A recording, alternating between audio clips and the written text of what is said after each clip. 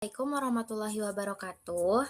Perkenalkan, kami dari kelompok 4 akan menjelaskan materi tentang metabolisme energi. Sebelumnya, kami akan memperkenalkan diri terlebih dahulu.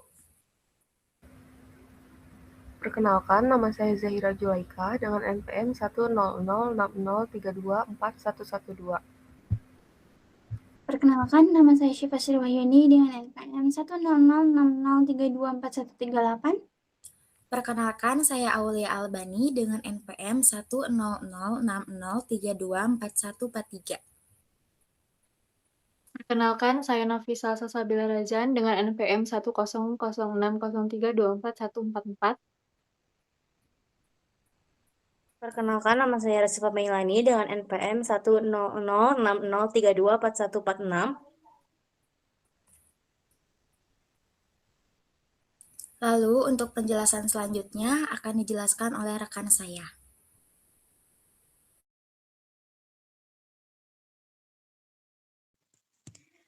Baik, di sini saya akan menjelaskan atau menerangkan apa itu sumber energi. Sumber energi itu sendiri berasal dari energi kimia yang digunakan oleh organisme hidup untuk menjalankan seluruh proses metabolisme dan mempertahankan kehidupan. Energi ini diperoleh dari lingkungan, lalu diubah di dalam sel menjadi bentuk yang dapat digunakan, terutama ATP.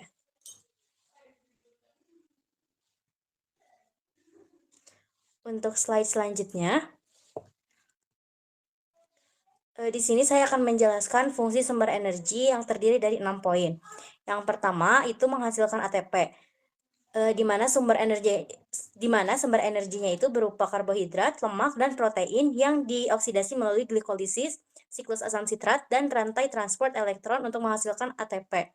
Terus nomor 2, itu menyediakan energi untuk reaksi endergonik. Energi yang dihasilkan digunakan untuk menggerakkan reaksi-reaksi yang tidak spontan seperti sintesis biomolekul dengan cara dikopel dengan hidrolisis ATP. Poin ketiga, mendukung proses biosintesis di mana energi itu diperlukan untuk membentuk protein, lipid, karbohidrat kompleks, dan senyawa biologis lain yang penting bagi pertumbuhan dan perbaikan sel. Poin keempat, memungkinkan pergerakan dan kerja mekanik, di mana energi digunakan untuk kontraksi otot, pergerakan silia dan flagela, serta aktivitas mekanisme sel lainnya. Poin kelima, mengatur transport aktif zat, di mana energi diperlukan untuk memindahkan ion dan molekul melintasi membran sel melawan gradien konsentrasi serta pompa ion. Dan poin terakhir, yaitu menjaga keseimbangan dan fungsi sel, di mana energi berperan dalam mempertahankan gradien ion, suhu tubuh, serta kestabilan kondisi internal sel atau homeostasis.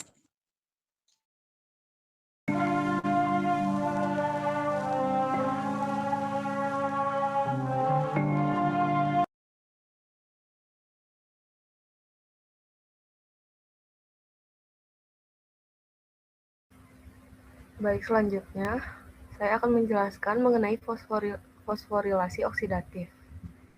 Secara sederhana, proses ini yaitu pembentukan energi utama dalam sel yang terjadi dalam mitokondria. Proses ini disebut energetically coupled atau berpasangan dengan gradien proton. Artinya, pergerakan proton melintasi membran adalah bahan bakar utama. Gradien proton H+ ini dihasilkan oleh rantai transport elektron. Nantinya, energi dari aliran proton ini digunakan oleh enzim ATP sintase untuk menggabungkan fosfat dengan ADP menjadi ATP. Seperti yang dilihat di ilustrasi di samping, panah merah menunjukkan aliran proton H+ yang dipompa keluar untuk menciptakan gradien. Begitu proton masuk, kembali melalui ATP sintase yang berwarna coklat, mesin ini berputar dan mengubah ADP menjadi ATP sebagai sumber energi siap pakai. Selanjutnya, ada rantai pernafasan. Di sini, elektron ditransfer dari molekul pembawa seperti NADH atau ubikionin terreduksi menuju oksigen molekuler sebagai tujuan akhirnya. Proses ini melibatkan 3 kompleks protein utama, serta 2 molekul pembawa yang bergerak bebas atau mobile, yaitu quinon, dan sitokrom C. Seperti yang ada di skema organisasinya, di sini terlihat ada membran dalam mitokondria, elektron yang panah biru, bergerak melewati kompleks 1, 3, dan 4. Setiap kali elektron lewat, mereka memicu pemumpaan proton ke ruang antarmembran. Akibatnya, terjadi penumpukan muatan positif di atas. Tekanan dari gradien ini kemudian mendorong proton kembali masuk melalui kompleks Pi atau ATP sintase. Hasil akhirnya, energi yang dihasilkan dari siklus Krebs dan beta oksidasi tadi resmi dikonversi menjadi unit-unit ATP.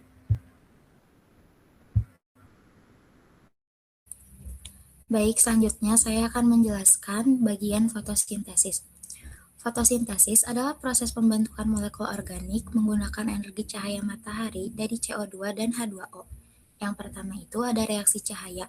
Menggunakan energi cahaya matahari menghasilkan proton H+, elektron, dan O2 dari pemecahan H2O. Elektron yang tereksitasi akan mereduksi NADP+ menjadi NADPH+, H+, menghasilkan ATP yang diperlukan untuk fiksasi CO2. Lalu yang kedua, ada reaksi gelap atau fiksasi CO2. Terjadi di stroma memerlukan ATP, NADPH+H+, dan enzim. Dapat berlangsung tanpa cahaya selama komponen tersedia. Enzim reaksi terang berada di membran tilakoid. Lalu untuk slide selanjutnya,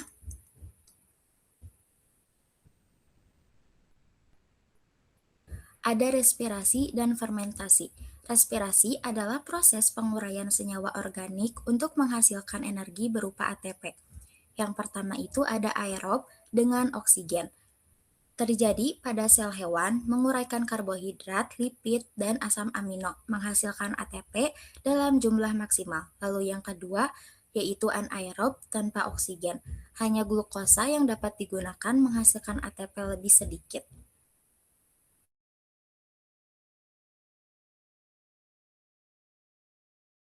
Baik, yang selanjutnya adalah proses glikolisis, di mana sebelumnya proses dari metabolisme energi ini diawali dari makanan yang masuk ke dalam tubuh. Kemudian dipecah menjadi 3 komponen utama, yaitu ada karbohidrat, lemak, dan juga protein, di mana masing-masing komponen ini tidak bekerja secara terpisah atau individual, tetapi saling berhubungan pada jalur produksi energi sel. Untuk yang pertama adalah karbohidrat, di mana karbohidrat ini, dicerna menjadi gula sederhana, terutama menjadi glukosa, yang kemudian masuk ke dalam jalur glikolisis. Nah, glikolisis ini adalah tahap awal metabolisme energi yang berlangsung di sitoplasma dan berfungsi untuk menguraikan satu molekul glukosa menjadi 2 molekul asam piruvat. Kemudian selain dari karbohidrat, lemak juga, berkontribusi pada metabolisme energi ini, di mana lemak ini dipecah menjadi asam lemak dan gliserol. Pada gliserol masuk ke dalam jalur glikolisis setelah diubah menjadi senyawa antara, sedangkan asam lemak akan dioksidasi menjadi asetil koenzim. Yang ketiga itu ada protein, di mana protein ini melalui proses katabolisme akan dipecah menjadi asam amino setelah mengalami deaminasi dan menghasilkan NH3 atau amonia. Rangka karbon dari asam amino ini masuk ke dalam jalur glikolisis, asetil koenzim, atau langsung ke siklus Krebs tergantung jenis dari asam aminonya. Untuk slide selanjutnya, ini merupakan, skema dari glikolisis pada kondisi aerob dan anaerob. Pada kondisi aerob yang, ada di skema sebelah kiri, itu merupakan, produksi energi sel utama yang berlangsung melalui fosforilasi oksidatif, di mana asam lemak ini memasuki mitokondria dengan bantuan karnitin, kemudian akan mengalami beta oksidasi dan dipecah menjadi residu asetil koenzim. Sementara itu, glukosa terlebih dahulu akan diubah menjadi, eee, pirupat melalui proses glikolisis yang berlangsung di sitoplasma. Pirupat yang selanjutnya akan diangkut ke dalam matriks mitokondria dan mengalami dekarboksilasi oksidatif oleh kompleks enzim pirupat dehidrogenase, sehingga akan menghasilkan asetil koenzim. Senyawa pereduksi yang dihasilkan selama glikolisis yaitu NADH+ dan H+, yang dimasukkan ke dalam matriks mitokondria melalui shuttle malat. di mana dari residu asetil dari asetil koenzim ini kemudian akan dioksidasi menjadi karbon dioksida di dalam siklus asam trikarboksilat. Nah, selain itu, asam amino juga dapat dikonversi menjadi asetil koenzim dan dapat dikonversi menjadi senyawa antara yang langsung masuk ke siklus asam trikarboksilat. Kemudian senyawa yang paredoksi itu dihasilkan dari, seluruh proses tersebut akan mentransfer elektron ke oksigen melalui rantai pernapasan, sehingga energi kimia yang dilepaskan dan dimanfaatkan melalui pembentukan gradien proton untuk mensintesis ATP dalam jumlah yang besar. Sedangkan pada kondisi anaerob, alur metabolisme energi ini mengalami perubahan yang signifikan. Ketika oksigen tidak tersedia sebagai akseptor elektron, pada rantai pernapasan, NADH dan H+ ini tidak dapat dioksidasi kembali, sehingga terjadi kekurangan NADP+, yang akibatnya metabolisme di dalam mitokondria tersebut tidak dapat berlangsung secara optimal. Proses dari beta oksidasi asam lemak serta aktivitas shuttle malat yang bergantung pada ketersediaan NADP+ bebas juga akan terhenti. Selain itu, dari degradasi asam amino tidak dapat berkontribusi terhadap produksi energi. Nah, dalam kondisi ini, sel ini menjadi sangat bergantung pada ATP atau energi yang dihasilkan melalui glikolisis sebagai satu-satunya sumber energi. Nah, pada kondisi anaerob juga, piruvat hasil glikolisis ini akan direduksi menjadi NAD yang direduksi oleh NADH+, dan H+ menjadi laktat di dalam sitoplasma. Kemudian laktat akan dilepaskan ke dalam darah. Nah, proses ini dikenal sebagai fermentasi yang hanya menghasilkan 2 molekul ATP per molekul glukosa. Nah, jumlah ATP ini akan jauh lebih sedikit dibandingkan dengan glikolisis aerob yang secara keseluruhan itu dapat menghasilkan hingga 32 ATP per molekul glukosanya melalui keterlibatan mitokondria dan fosforilasi oksidatif. Untuk slide selanjutnya, pada proses fermentasi pada manusia dan hewan juga, ini merupakan bentuk dari glikolisis anaerob, di mana piruvat ini direduksi menjadi laktat dan NADH yang dioksidasi kembali menjadi NAD+, sehingga glikolisis itu tetap berlangsung secara optimal. Nah, selain itu, mikroorganisme juga melakukan fermentasi pada kondisi anaerob, seperti pada skema yang A. Contohnya kayak bakteri Lactobacillus, itu dapat mengubah piruvat yang berasal dari laktosa dalam susu menjadi asam propionat.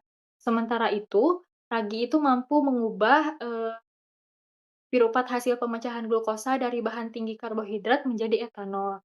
Nah, proses fermentasi oleh mikroorganisme ini juga banyak dimanfaatkan dalam industri pangan, baik untuk produksi makanan dan minuman beralkohol maupun untuk pengawetan makanan.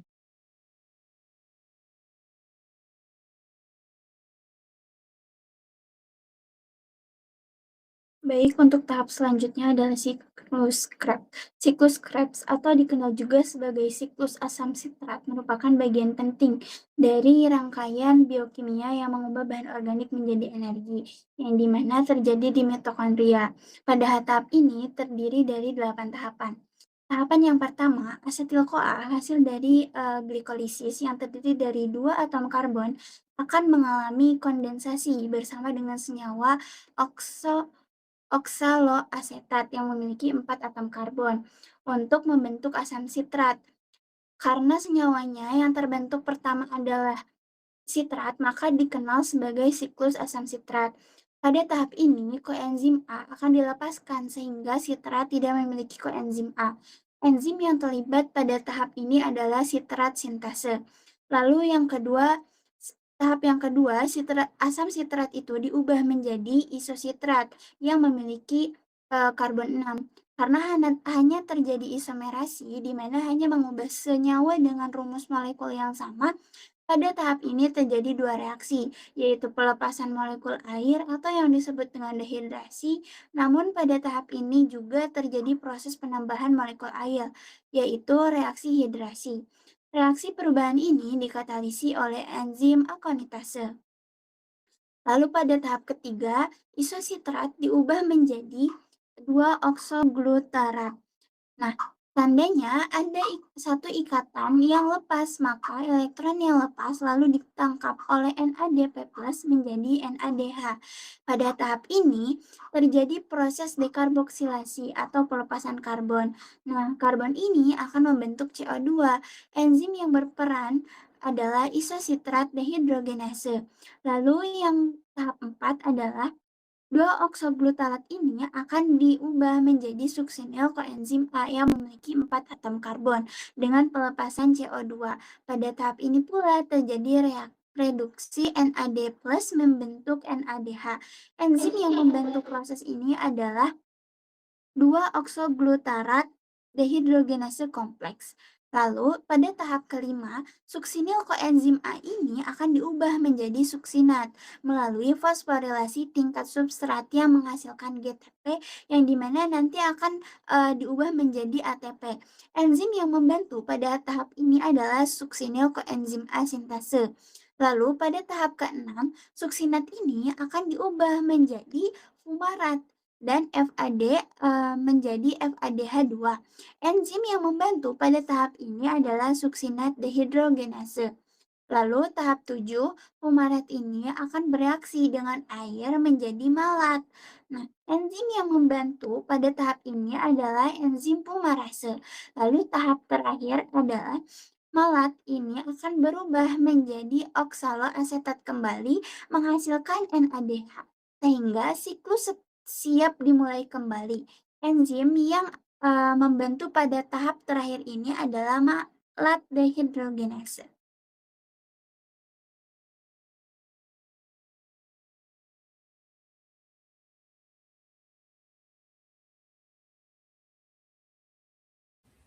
Baik, demikian penjelasan dari kami mengenai materi metabolisme energi.